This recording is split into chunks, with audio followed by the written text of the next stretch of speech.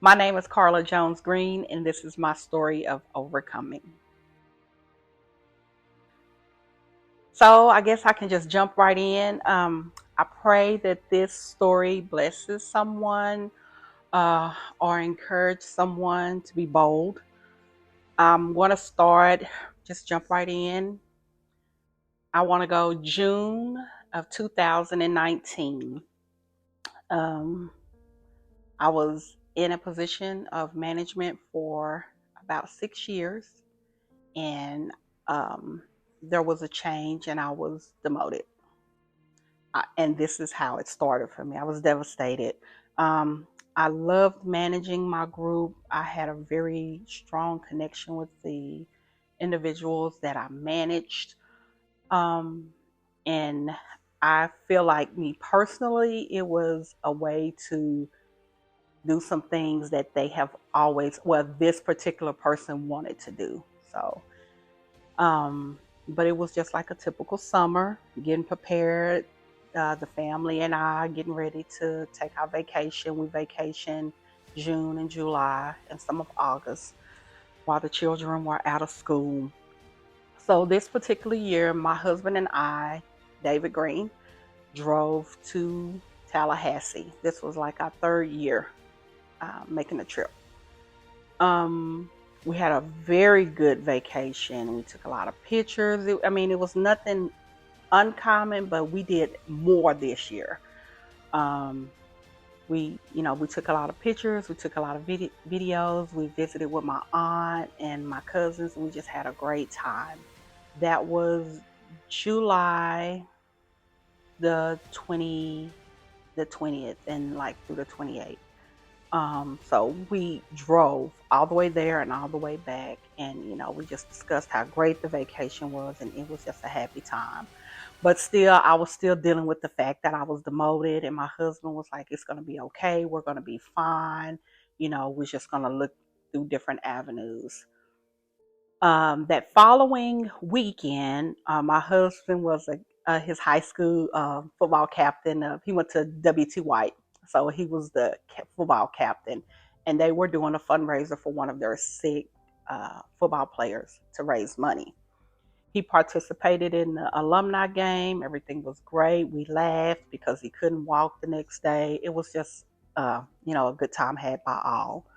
Um, that was like the end of July. Come the beginning of August, David and I, we were getting ready to enroll Kennedy in sophomore year. So we went to breakfast. I'm just really going through like as the weeks went. We went to breakfast. We got her computer and stuff from school, and everything seemed to be just going so great. We wasn't tussling back and forth over little things. Everything just seemed like it was smooth sailing. Even though I had lost my position, it just seemed like God was just blessing me, and I felt a sense of peace. I was just still a little nervous, but David assured me that we would be okay. Um, and now at this point, it is August, mid-August. Kids getting ready to go back to school. This particular day, I will never forget. It is the day that shook me to my core, and I'm still dealing with that to this day. It was August the 19th. David got up as usual, was getting ready to, for work, and on Mondays I was off, so he took the kids to school, the ones that were in school. Lauren was starting on her senior year in high school. Kennedy was her sophomore year in high school. David was like, "Where's Kennedy?" She had put on these great big eyelashes and she was hiding from him. It was just a good day. He was making fun of me because I had some little mosquito bite, and it was just like a typical Monday morning.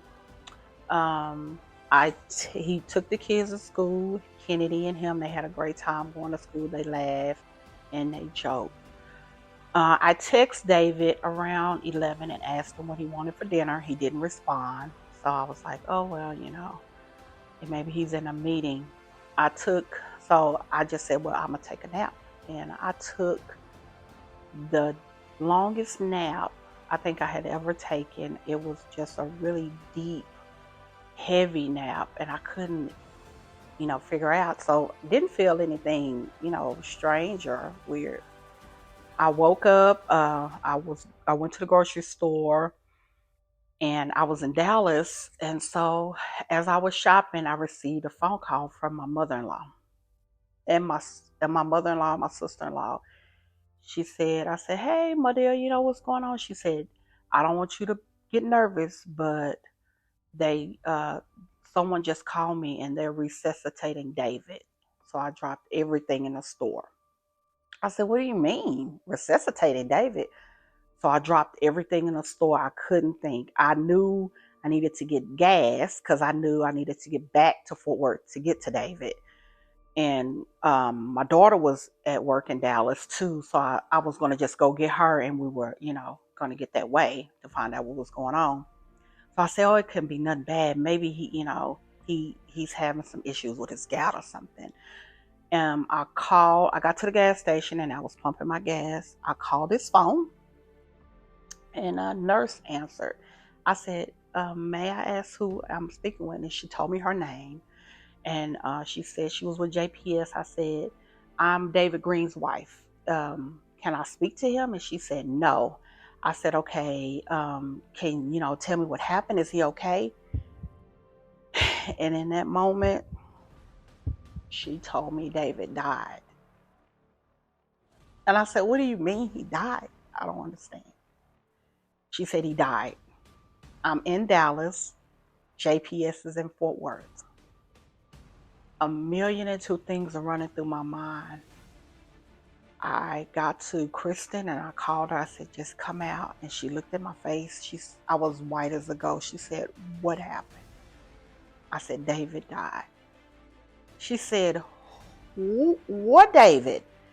And I told her, I said, "David died." And for the life of me, I don't even know how I got to Fort Worth. I called his family and I didn't want to believe it. Kristen had to tell Kennedy and Lauren. And I just feel like my whole life was falling apart because he was fine. Um, he left the house. We joked. Nothing was out of place. And I just couldn't believe it. I had to find his car. He died on a lunch break.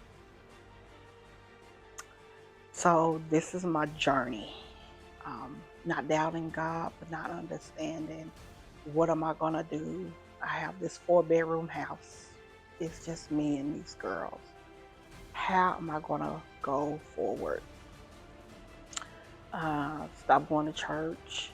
I couldn't bear to go to church. I couldn't bear to sit anywhere close to the stage with David. Well, um, he had a funeral so big, standing room, and I to see all of these people that love David, and I still could not come to the terms with David. He's left me. He's gone. I lost my position. I lost my husband. I am losing my mind. Um, I, it was a lot of resentment I had. I asked God questions. I didn't ever really doubt him, but um, I didn't understand.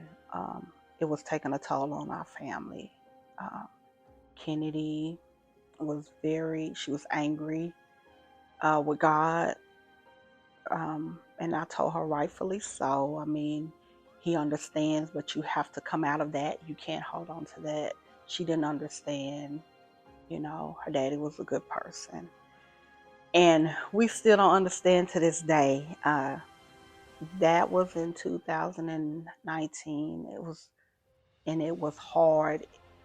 Every year after that, it was hard for me to pull myself out of it, but it was just that all of a sudden I was at a Bible study one Wednesday with some great people, and I just felt compelled to share. And I felt like because God was needing me to share.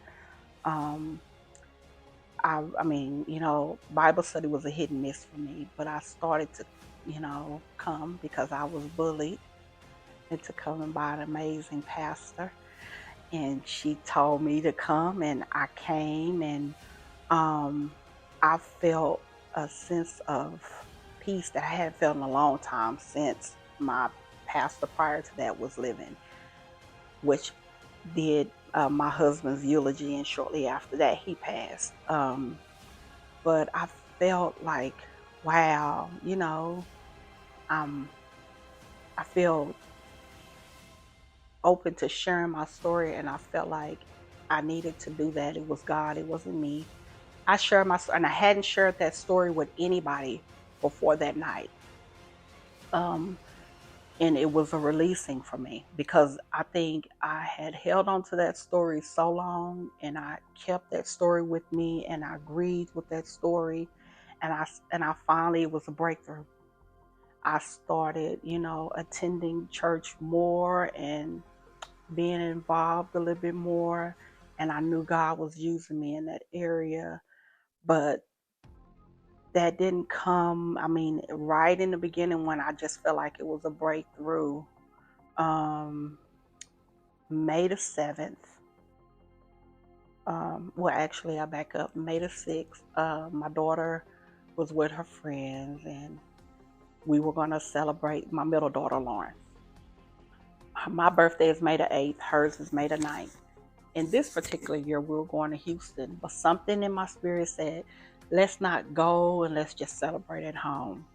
So she celebrated with her friends on the 6th. And so on the 7th, she said, I'm going to go hang out with my friends. Mom, I'm going to take my friend to go and put flowers on her grave. And then on the 8th, which is my birthday, we're going to come, which was Mother's Day also. I'm going to come and hang out with you. This is now current to 2022. I was like, fine. Just be careful, be safe. That was always my thing, and I love you. And then she asked me what I wanted for my birthday, and I texted her. We laughed, and I went and got her 2 pair of Yeezy slides because that's what she wanted. And so I got a disturbing phone call at, I'll never forget. It was at 6:45 p.m. Somebody told me that my daughter was killed in a car accident. And I said, no, I just talked to Lauren. There's no, not my daughter. Let me see, because it can be wrong, because I just got off the phone with Lauren 2 hours prior to that. My kids was looking at me when I was on the phone, and they seen the fear in my face. I said, Lord, not again. Kennedy dropped to her knees. I'll never forget. And Kristen doubted God. She said, why taking my family? And I just screamed. And it has been one of the hardest things outside of losing David, losing my daughter a day before my birthday, Mother's Day, and 2 days before her 20th,